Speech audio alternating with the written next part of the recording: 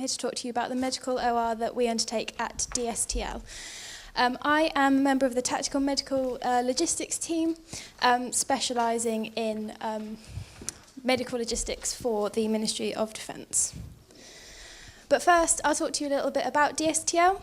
So we are the Defence Science and Technology Laboratory, and we employ a number of analysts, scientists and engineers to provide sensitive and specialist science and technology service to the MOD and to wider government. We are responsible for the design and delivery of the Ministry of Defence's Science and Technology programme, including academic and government resources. We exploit knowledge across the wider defence and security community and understand the science and technology risks and opportunities through things like horizon scanning.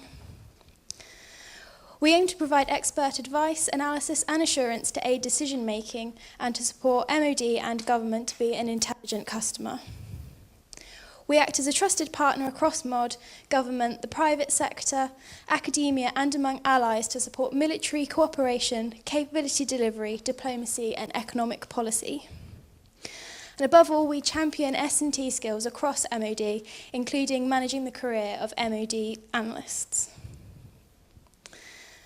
We aim to be the first port of call for defence and security related science and technology within government, supporting a number of different business cases as shown on the slide here. We're not a traditional research lab. We specialise in things like threat, risk and option analysis and providing support to decision makers. We aim to come up with innovative solutions to our customers' problems, contributing to the defence of the UK. We undertake a wide range of research and analysis, employing individuals from a number of different disciplines. This slide explains the structure of Dstl, which I'll go through quickly. We're split up into 5 different divisions: defence and security analysis, platform systems, cyber and information systems, chemical, biological and radiological, and counterterrorism and security. DSA provides a single focus for military security and capability analysis, covering all frontline commands and head office. This is the division that I'm in, and the work that I do, I'll be talking to you later.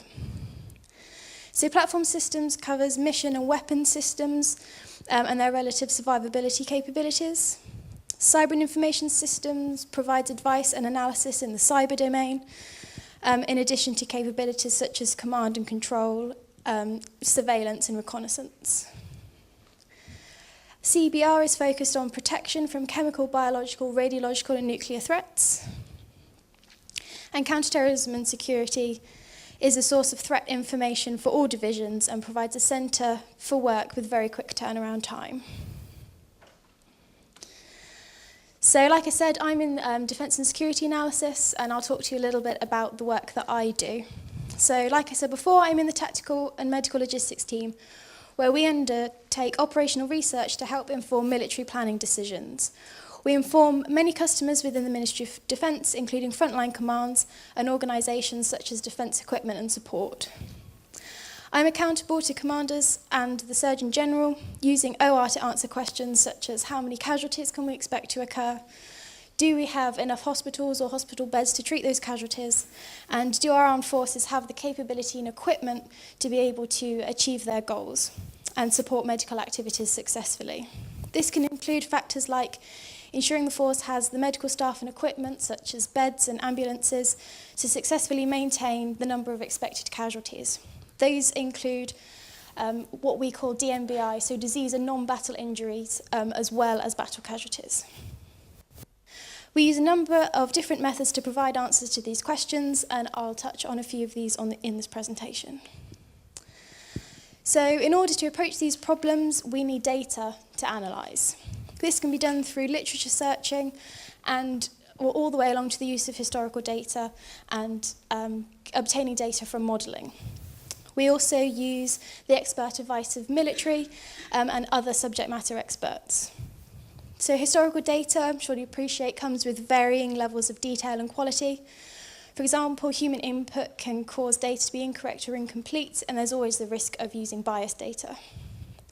This can come from published studies, either within Dstl, wider government or non-government organisations. Specialist organisations such as Defence Statistics hold data that we can use for our OR, and this can be useful to us as we can provide the context to these statistics. We also use wargaming to generate data. So these are simulations in which theories of warfare can be tested and refined without the actual need for hostilities. This is used in all domains, so for land, sea and air, in order to identify insights, issues and mitigation measures, and is a tool used to test the credibility and robustness of a military plan. Wargaming helps us to plan for factors like how many battle casualties can be expected and the optimum organisation of a medical laydown. So this can help us to determine where we want to put our hospitals, where we want to keep our ambulances, so that patients can be treated in the quickest possible times. We can also use open source data, so we use organisations like the NHS and the World Health Organization relating to A&E admissions or things like disease rates in different countries. So when we have the data, we use a number of models and tools that can be used to conduct analysis. The three I'll cover briefly in this presentation are Artemis. This model is still in development, but it looks at the medical evacuation process. Strativac, this is a tool that is used to simulate the evacuation of patients from theatre back to the UK. And then Hermes, again, another model in development, looks at the hospital bed usage within facilities. Just to give you an idea of how all of that kind of fits together, the first thing we need to do is casualty estimation. So this is something that I've been working on for the last 18 months or so. We have a kind of a planning book that the military use to say, this is the number of casualties you're expected to obtain. And we did some analysis and we found that the current rates aren't realistic anymore. So I've been leading some work to update those. This has been based on previous data from previous operations alongside wargaming and vulnerability analysis of specific platforms. So once you've got your casualty estimates, you can put those through our modelling capability to see what your medical laydown should look like. Once you know how many casualties you've got, you can use you will be able to use Artemis when it's finished, to analyse the kind of the distance and the times that the casualty will have to travel from its point of wounding right the way through to when it's ready to be evacuated from theatre. So this looks at the time to treatment, how quickly we can get ambulances to people, how long they're having to wait to get into facilities, that kind of thing. Hermes is kind of a more focused model which looks at the bed space planning within the hospital. So Artemis kind of plans where patients are going to go, and then once they get there, you can use Hermes to look at the resources that are needed to treat those patients. So the doctors and nurses, or if they require units of blood or x-rays or any kind of medication.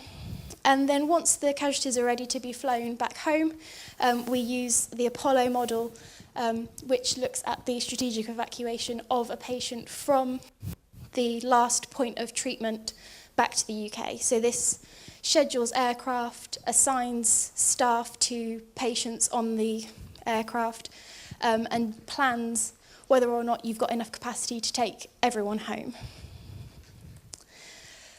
To give you kind of a bit of real-world context, we've recently supported the Ebola crisis in Sierra Leone. So we used a previous version of Hermes, because as I said, that one's still in development, but we looked at modelling the bed occupancy for different types of patients. So we were asked to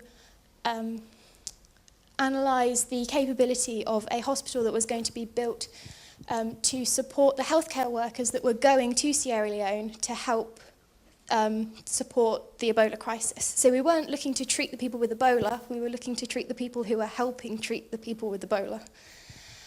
So we had to work out how many healthcare workers we thought there were going to be, what their disease risk was, what their non-battle injury risk was, and then from that make a decision of how big we thought a hospital needed to be to support them, and what resources they needed to take with them. And that's kind of it, really. In summary, Dstl provide science and technology research and analysis to military and wider government. We use OR techniques, including modelling and historical analysis. And we do have a graduate scheme for new starters that have a lot of training opportunities and support. I will say as well, we also have a new starters scheme, which I manage, which aims to integrate new starters into the business, give them a bit of background into the military, how we support them, because you appreciate that it can be quite a daunting environment seeing military advisors walking around, and if people really haven't had that kind of exposure before. So that's just a taste of what kind of OR you can get involved with at Dstl. There are loads and loads of opportunities that aren't medical related. We've got things in all the different divisions that I talked about earlier. All right. Thank you.